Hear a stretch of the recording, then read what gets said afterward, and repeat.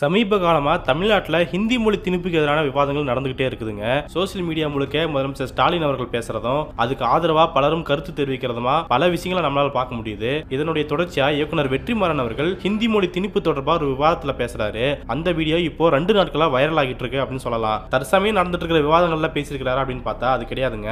2022லயும் இதே ஹிந்தி திணிப்பு பிரச்சனை வந்தது. உள்துறை அமைச்சராக இருந்த அமித்ஷா அவர்கள் வெவ்வேறு மாநிலத்தை சேர்ந்தவர்களும் ஹிந்தி கட்டாயம் பேசணும் அப்படின்னு சொல்லி பேசியிருந்தாரு.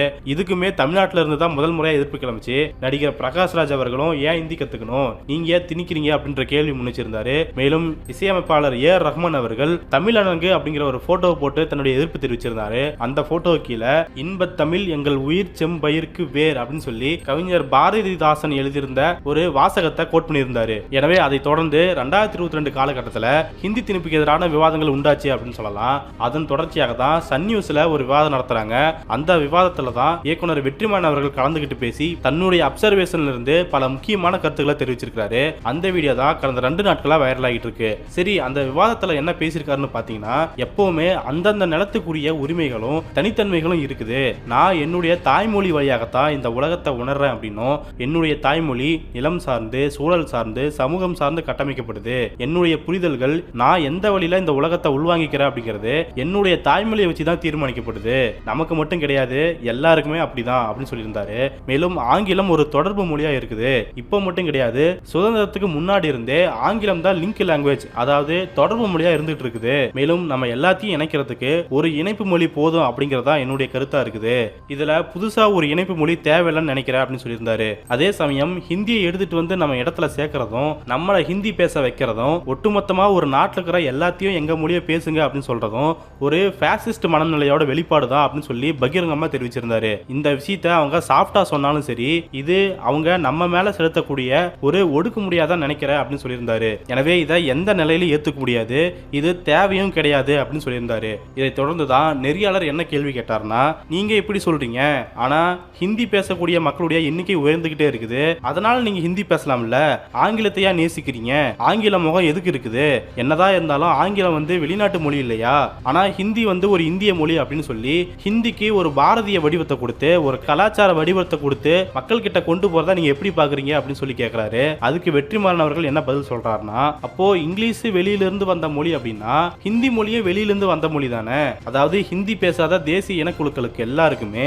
ஹிந்தி மொழி அப்படிங்கிறது வெளியிலிருந்து வர மொழி தானே அப்படிங்கிற ஒரு முக்கியமான கேள்வி கேட்டு அதுக்கடுத்து அவர் முக்கியமா என்ன சொன்னார்னா, இது மட்டும் இல்லாம ஹிந்தியை ஏத்துக்கிட்டு அவங்க தாய்மொழியை விட்ட பல மாநிலங்கள் இருக்குது, அந்த மாநிலங்களுடைய வளர்ச்சி என்னவா இருக்குது, எஜுகேஷனல் ஸ்டேட்டஸ் அதாவது கல்வி நிலை என்னவா இருக்குன்னு பார்க்கணும். ஹிந்தி மொழி ஆதிக்கத்தை எதிர்க்கக்கூடிய தமிழ்நாடு போன்ற மாநிலத்தோட வளர்ச்சி விகிதமும் எஜுகேஷனல் ஸ்டேட்டஸ் ஆகட்டும், பகுத்தறிவு சிந்தனையாகட்டும், மதசார்பற்ற தன்மையை காப்பாற்றி வச்சிருக்கிற தன்மையாகட்டும், இது அத்தனையிலுமே ஹிந்திய தொடர்பு மொழியா ஏத்துக்காத தேசிய இனங்கள் இதுல சிறப்பா செயல்பட்டு வராங்க அப்படிங்கறத நான் பாக்குறேன் அப்படின்னு சொல்லியிருந்தாரு. இந்த போர்ஷன் தாங்க ரொம்ப முக்கியமான போர்ஷன். நம்ம முன்னாடியே சொன்ன மாதிரி ஹிந்தி மொழியை திணிக்கணும் அப்படிங்கிறதுக்காக அண்ணாமலை, எல்முருகன், தமிழிசை போன்றவர்கள் வெளியூர் போனா உங்களை கெட்ட வார்த்தையில் திட்டுவாங்க, அதனால நீங்க ஹிந்தி கத்துக்கணும், வெளியே போனா பானிபூரி கேட்டு வாங்குறதுக்கு நீங்க ஹிந்தி கத்துக்கணும், நீங்க தான்ப்பா போய் கஷ்டப்பட போறீங்க, அதுக்காகவாது நீங்க ஹிந்தி படிங்க அப்படின்னு சொல்லி வெவ்வேறு வார்த்தைகளை பேசிட்டு இருக்காங்க. ஆனா வெற்றிமாறன் அவர்கள் சொல்ற மாதிரி ஏற்கனவே ஹிந்திய தொடர்பு மொழியை ஏத்துக்கிட்ட மாநிலங்கள்ல என்ன மாதிரியான வளர்ச்சிகள் இருக்குது, அந்த மொழியை வச்சு அவங்க என்ன டெவலப்மெண்ட் பண்ணாங்க, அந்த மொழியை வச்சு அவங்களுடைய கல்வி தரம் உயர்ந்திருக்குதா, வளர்ச்சி அடைஞ்சிருக்கிறாங்களான்னு பாத்தீங்கன்னா அது தாங்க கிடையாது. இத்தனைக்கும் மும்மொழி கொள்கைன்னு சொல்றாங்க, ஆனா அது இருக்கிற மாநிலங்கள்ல ஒரே ஒரு மொழி தான் கற்றுத்தரப்படுகிறது அப்படிங்கிறது தான் முக்கியமான விஷயமா இருக்குது. அது என்ன மொழின்னு பாத்தீங்கன்னா உங்களுக்கே தெரியும், ஹிந்தி தான். முழுக்க ஹிந்தியை மட்டுமே சொல்லி கொடுத்து அவங்க தாய்மொழியை அழிச்சு உலகம் முழுக்க இணைப்பு மொழியா இருக்கிற ஆங்கிலத்தை கூட கத்து கொடுக்காத, இத்தனைக்கும் மும்மொழி கொள்கையில ஒரு மொழியா இருக்கிற ஆங்கிலத்தை கத்து கொடுக்காம இப்போ எங்களுக்கு ஹிந்தி தெரியும் அதனால நீங்க ஹிந்தி பேசியே ஆகணும், இல்லனா நீங்க எங்க கூட எப்படி பேசுவீங்க அப்படின்னு ஒரு ஆதிக்கத்தன்மையை தான் செலுத்த பாக்குறாங்க. இந்த ஆதிக்கத்தன்மை தாங்க காலங்காலமா தொடர்ந்துகிட்டே வருது.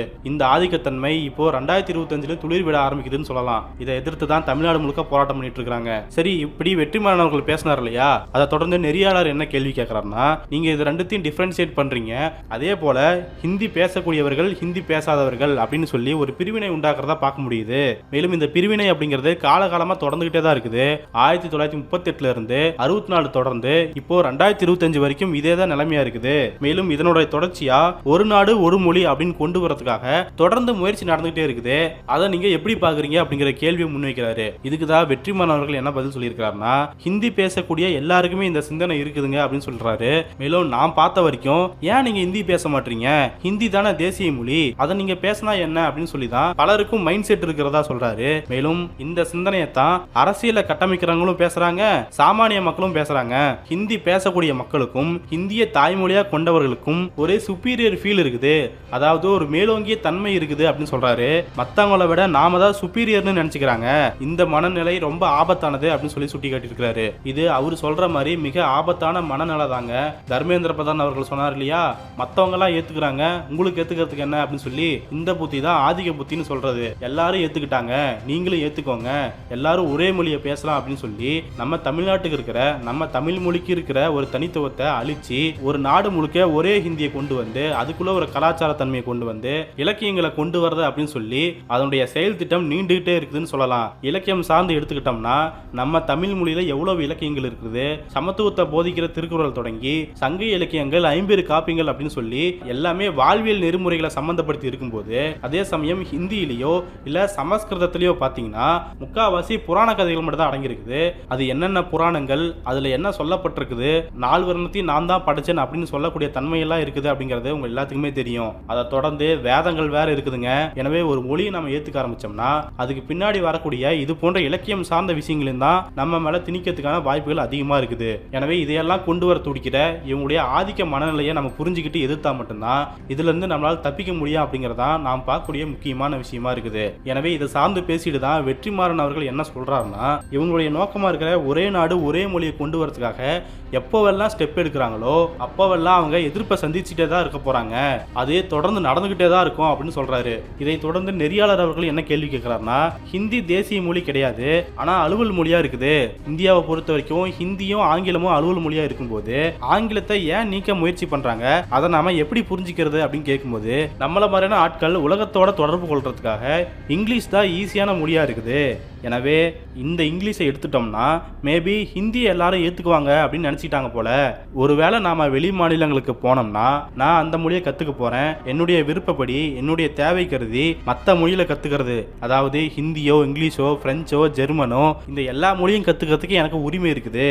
அதே மாதிரி நான் என்னுடைய நாட்டில் வாழும்போது எனக்கு எந்த மொழி தேவையோ அதை பேசுறதும் அந்த மொழியை கத்துக்கிறதுக்கும் அந்த மொழியை பயிற்சி எடுக்கிறதுக்கான உரிமையும் எனக்கு இருக்கணும்னு நினைக்கிறேன். எனவே ஒரு மொழி ஒரு நிலம் அப்படின்னு இருந்தா அவங்களுடைய எல்லா தேவைகளையும் நிறைவேற்றிக்கலாம்னு நினைக்கிறாங்க அப்படின்னு சொல்லி அந்த விவாதத்துல சொல்றாரு. எனவே 2022லயே இது தொடர்பான விவாதம் வரும்போது இப்படிப்பட்ட கருத்துக்களை வெற்றிமாறன் அவர்கள் தன்னுடைய அனுபவத்துல இருந்து தன்னுடைய அப்சர்வேஷன்ல இருந்து சொல்லியிருக்கிறாரு.